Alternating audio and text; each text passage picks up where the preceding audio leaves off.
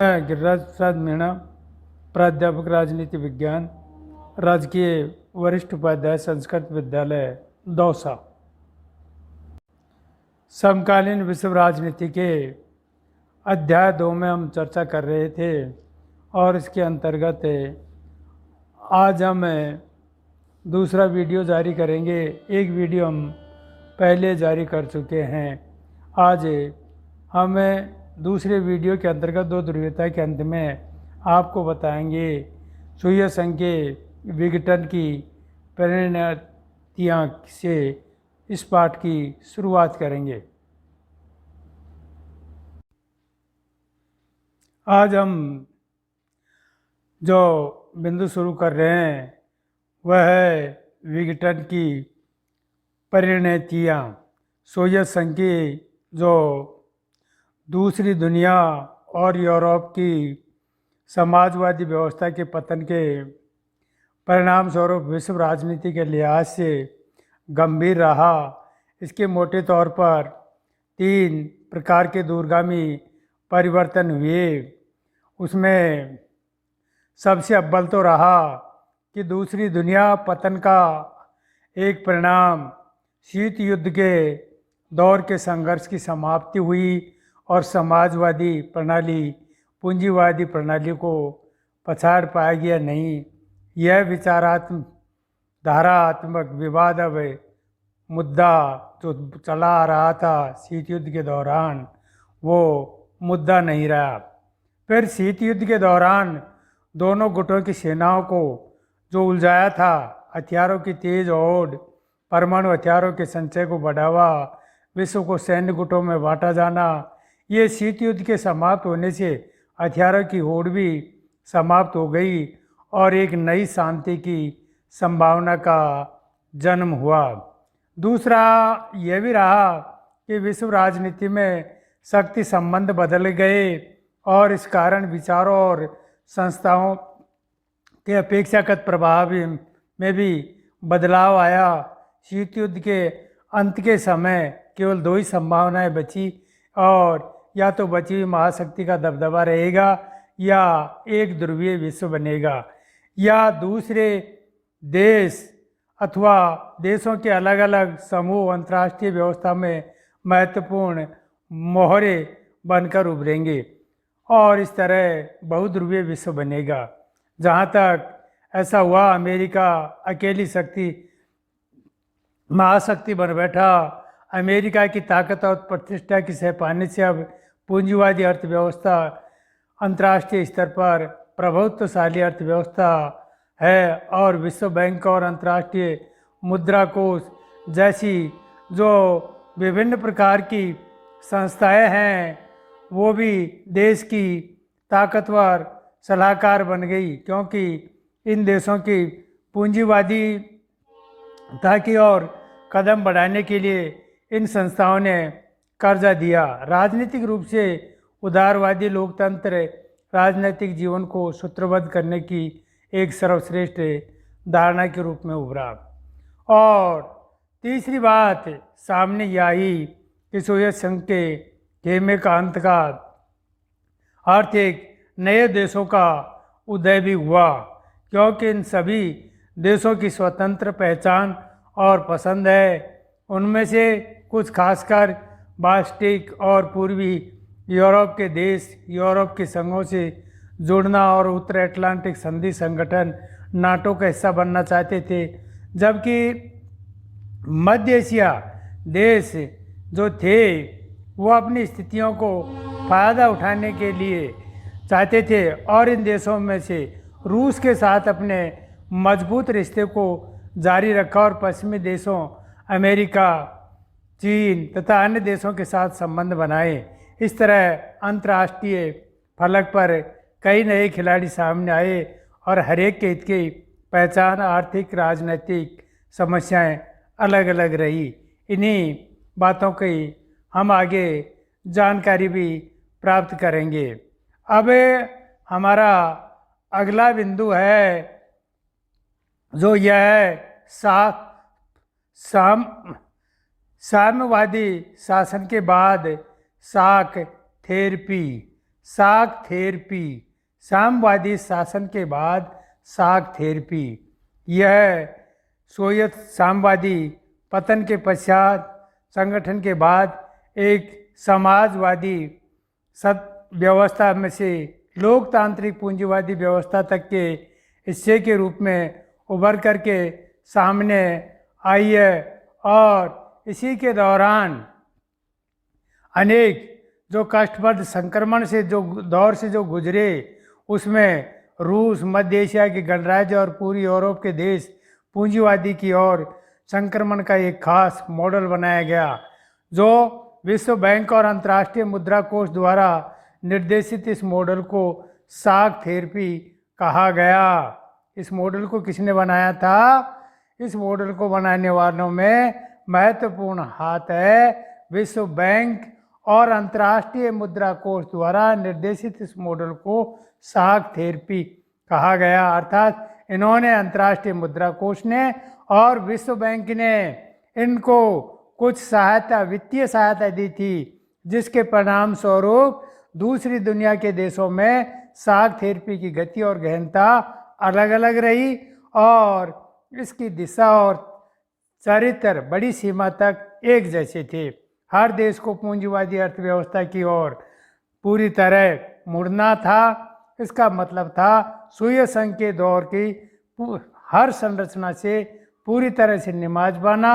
शौक थेरेपी की सर्वोपरि मान्यता थी कि मिल्कियत का सबसे प्रभावी रूप निजी स्वामित्व होगा और इसके अंतर्गत राज्य की संपदा के निजीकरण, व्यावसायिक स्वामित्व के ढांचे को तुरंत अपनाने की बात शामिल थी। सामूहिक फार्मों की जगह अब निजी फार्मा बदले गए और पूंजीवादी पद्धति से खेती शुरू हुई।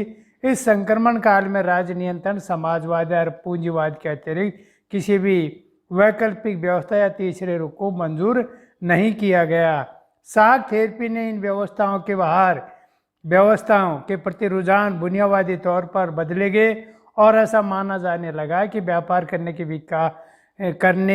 के ही विकास किया जा सकता है और इस व्यापार में मुक्त व्यापार को पूर्ण रूप से अपनाना जरूरी माना गया। पूंजीवादी अर्थव्यवस्था को अपनाने के लिए वित्तीय खुलापन, मुद्राओं की आपसी परिवर्तनशीलता और मुक्त व्यापार नीति को महत्वपूर्ण माना गया।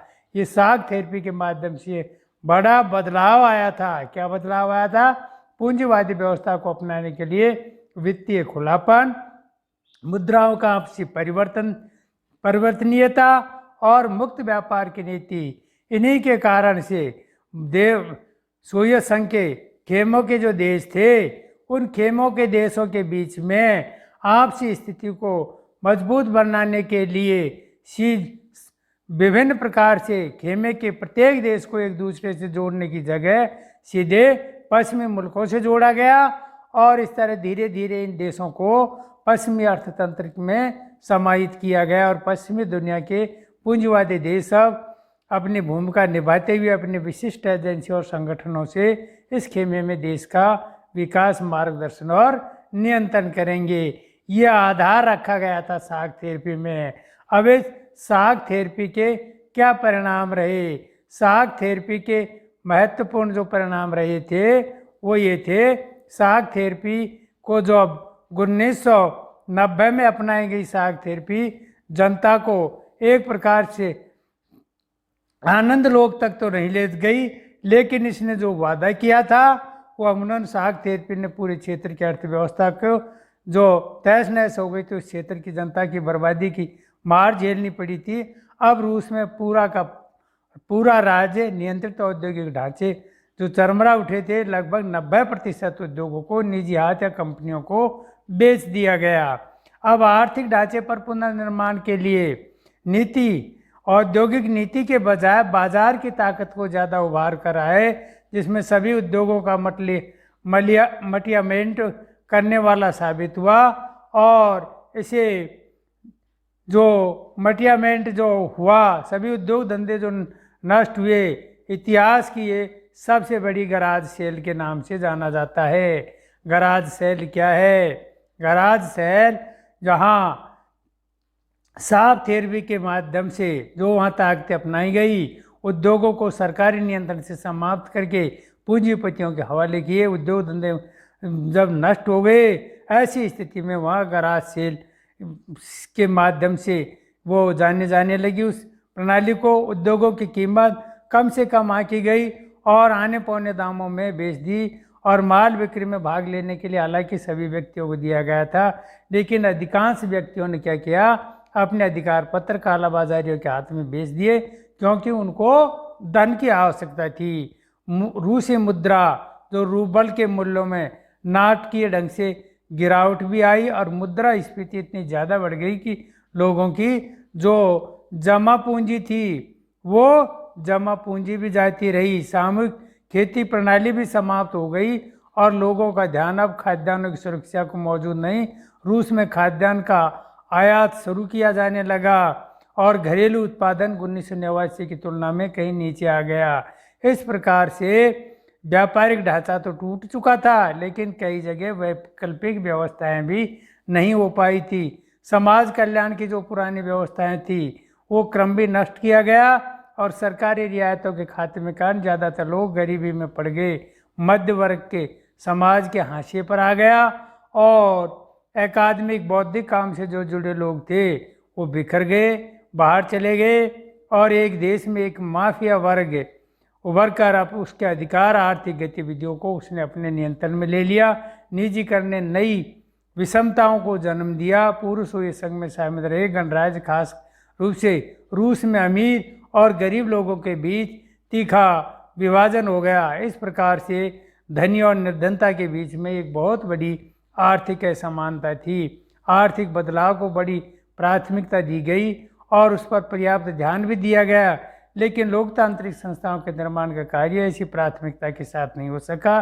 देश की संविधान में हड़बड़ी से तैयार किया गया तो रूस सहित अधिकांश देशों में राष्ट्रपति को कार्यपालिका प्रमुख बनाया गया और उसके हाथ में लगभग हर संभव शक्ति थमा दी गई और संसद की उपेक्षा कर दी गई। मध्य एशिया के देशों में राष्ट्रपति को बहुत अधिक शक्ति प्राप्त हो गई और उससे कुछ सत्तावादी जो लोग थे वो मिसाल के तौर पर ऐसी स्थिति में आ गए कि वहाँ पर अपनी सारी स्थिति को अपने अधिकार में लेते हुए वो अपने पदों पर चुनते गए और फिर अगले 10 वर्ष के लिए भी अपने आप को बहाल करते रहे।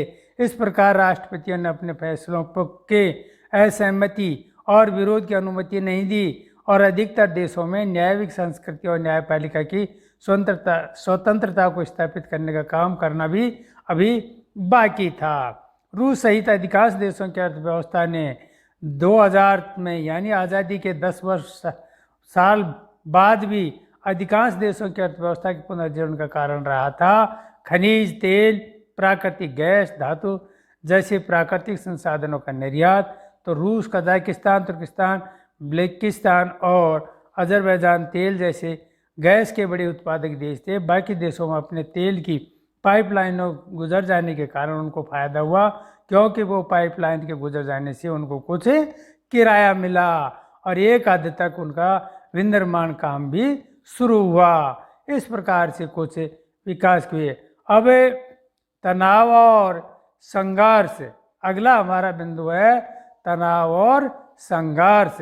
तनाव और संघर्ष में क्या है कि सोवियत संघ के अधिकांश जो गणराज्य थे उनमें गृह युद्ध और बगावत को झेला, उसके साथ भी इन देशों में बाहरी ताकतों की दखल बढ़ी। इस स्थिति में जटिल रूस के जो 2 गणराज्य थे चेचन्या और दागिस्तान में हिंसक अलगाववादी और आंदोलन चले। मास्को ने चेचन विद्रोही से निपटने का जो तरीका अपनाया उसे गैर जिम्मेदारी तरीके से सैन्य बमबारी की।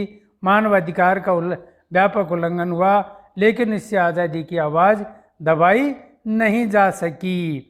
उधर पूर्वी यूरोप में चेकोस्लोवाकिया जो शांति पूर्वक 2 भागों में बट गया और ऐसी स्थिति में 2 भागों में मध्य एशिया, तजाकिस्तान, इन सब में सब गृह युद्ध की चपेट में आ गए। वहाँ सांप्रदायिक संघर्ष चले और कई एक प्रांत नगरानो करवक रहा।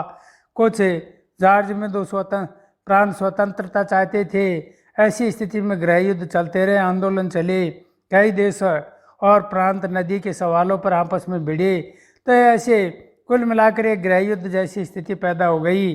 और मध्य एशियाई गणराज्यों में हाइड्रोकार्बनिक संसाधनों का विशाल भंडार है, इसमें भी इन गणराज्यों को आर्थिक लाभ हुआ और इसके कारण बाहरी ताकत और तेल कंपनियां भी आपस में प्रतिस्पर्धा का यहाँ अखाड़ा भी बन चला, क्योंकि रूस, चीन, अफगानिस्तान से सटा है और पश्चिमी एशिया के नज़दीक है।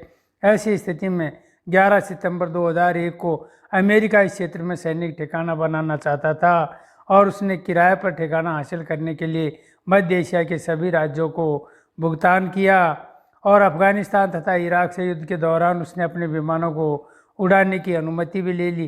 तो इन राज्यों को रूस के प्रभाव में रहना चाहिए था और खनिज तेल जैसे संसाधनों की मौजूदगी के कारण चीन भी काफ़ी इस क्षेत्र से लगा हुआ और चीनियों ने भी सीमावर्ती क्षेत्र में आकर के व्यापार करना शुरू कर दिया। तो ये सारी ऐसी स्थितियां रही जिसके परिणाम स्वरूप यहाँ ऐसी गृह युद्ध जैसी स्थिति या सीमावर्ती में आकर व्यापार में काफ़ी कुछ हो रहा।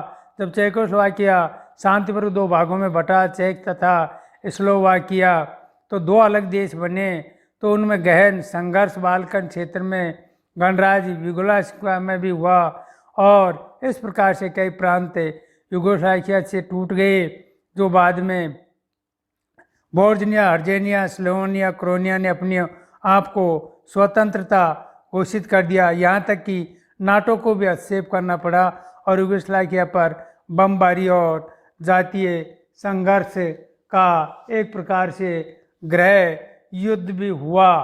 तो इस प्रकार सारी स्थितियाँ वहाँ बदलती गई और उसके पश्चात हमारा अगला बिंदु आता है कि इन पूर्व साम्यवादी देशों के साथ और भारत का कैसा क्या स्थितियां रही, जिसके अंतर्गत भारत ने साम्यवादी रह चुके सभी देशों के साथ है और भारत के संबंध रूस के साथ सबसे ज़्यादा गहरे हैं। विदेश नीति का एक महत्वपूर्ण पहलू भी है। भारत का रूस के साथ संबंध और भारत रूस संबंधों का इतिहास आपसी विश्वास और साझे हितों का इतिहास है। भारत रूस के आपसी संबंधों में देश की जनताओं में अपेक्षा मेल खाती है। भारतीय फिल्में, हिंदी फिल्म के नायकों में एक राज कपूर से लेकर अमिताभ बच्चन तथा रूस और पुरुष संघ के बाकी गणराज्यों में घर घर जाते हैं। तो इस प्रकार से भारत यहाँ की एक जनमानस का अंग भी बना हुआ है और इसी के तहत यहाँ रूस और भारत दोनों का सपना बहुध्रुवीयता विश्व का है और बहुध्रुवीय विश्व के अन्य देशों का आशय अंतर्राष्ट्रीय फलक पर कई शक्तियाँ मौजूद हो, सुरक्षा की सामूहिक जिम्मेदारी हो और अपने लिए खतरे माने सब साथ मिलकर कार्रवाई करें, क्षेत्रीयता को ज़्यादा जगह मिले, अंतर्राष्ट्रीय संघर्षों का समाधान बातचीत के हल पर हो, स्वतंत्र विदेश नीति हो, संयुक्त राष्ट्र संघ जैसी संस्थाओं द्वारा फैसले किए जाएं। इन सारी बातों को लेकर लोकतांत्रिक और शक्ति संपन्न बनाएं और 2001 में भारत रूस ने सामरिक समझौते के अंग के रूप में भारत और रूस ने 80 द्विपक्षीय दस्तावेजों पर अपने हस्ताक्षर भी हुए हैं और भारत को रूस के साथ अपने संबंधों को कारण कश्मीर, ऊर्जा आपूर्ति, अंतर्राष्ट्रीय आतंकवाद संबंधी सूचनाओं का आदान प्रदान करना और पश्चिमी एशिया में मजबूत तथा चीन के साथ में जो मंद है उनके संतुलन लाने जैसे मसलों पर भी फायदे हुए हैं। रूस को इस संबंध में सबसे बड़ा फायदा हुआ है कि भारत रूस के लिए हथियारों का दूसरा सबसे बड़ा खरीदार देश है। भारतीय सेना में जो हथियार है उनका अधिकांश साजो सामान रूस से ही प्राप्त करता है और भारत तेल के आयात कर देशों में से एक है, इसलिए भारत रूस के लिए महत्वपूर्ण है। उससे तेल के संकट की घड़ी में हमेशा भारत की मदद की है। भारत रूस से अपने ऊर्जा आयात को भी बढ़ाने की कोशिश कर रहा है। तो तथा कजाकिस्तान और तुर्कमेनिस्तान के साथ भी चल रही है। इनके साथ भी गणराज्यों में सहयोग और अंतर्गत तेल वहन इलाकों में साझेदारी के निवेश करना शामिल है। तो रूस ने भारत के अंतरिक्ष उद्योगों में भी ज़रूरत के वक्त क्रायोजेनिक रॉकेट देकर मदद की है। तो भारत और रूस विभिन्न वैज्ञानिक परियोजनाओं में भी काफ़ी साझेदार रहे हैं। इस प्रकार से इन राष्ट्रों के साथ में हमारे संबंध रहे हैं।